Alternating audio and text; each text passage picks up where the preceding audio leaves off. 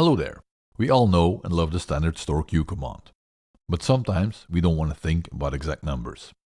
We just want to say, store it in the next one, or just before this queue. That's where the store queue next, previous, plus, and minus come in. Here's the sequence with queues 1 to 6. Queue 3 is active. Let's say I want my spots to be white in the next queue. We select the spots, apply the preset white, and type store queue next. The values will be stored into the next queue. That's queue 4.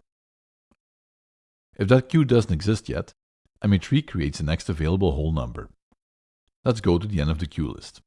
Select all our fixtures, set them to green with full dim.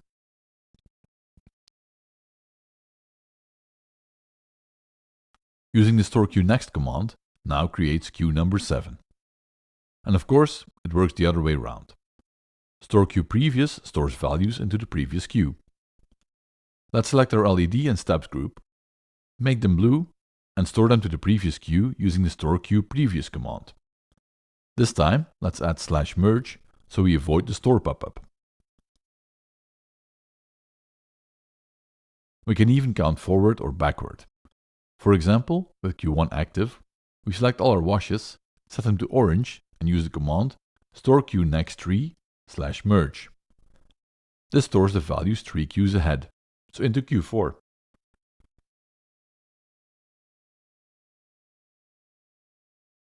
But what if we want to build queues in between?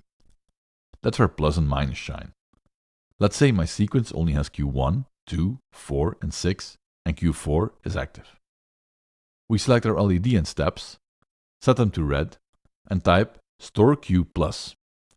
This creates Q5. If I repeat the command, easy with the up arrow on the keyboard, MA3 squeezes the new queue in between, Q4.1. Repeat the command again, it will become 4.01. And so on up till 3 points behind the single digit, when no room is left to squeeze. Using minus works the same, but backwards. For example, store queue minus creates Q3. Now let's combine this with numbers. With Q3 active, we will select our washes and give them a nice yellow. Now we will type store queue plus 1/merge. That gives the same result as store queue next/merge. It stores in Q4. Let's go back to Q3 and give the command store queue plus 0.5. MA3 calculates this for us and creates Q3.5. It can also go backwards. Store queue minus 0.4 creates Q2.6. So plus and minus give us real freedom to place queues exactly where we want them. To recap, next and previous are fast ways to move forward or backward through existing queues. Plus and minus let us insert new queues in between or even calculate relative numbers.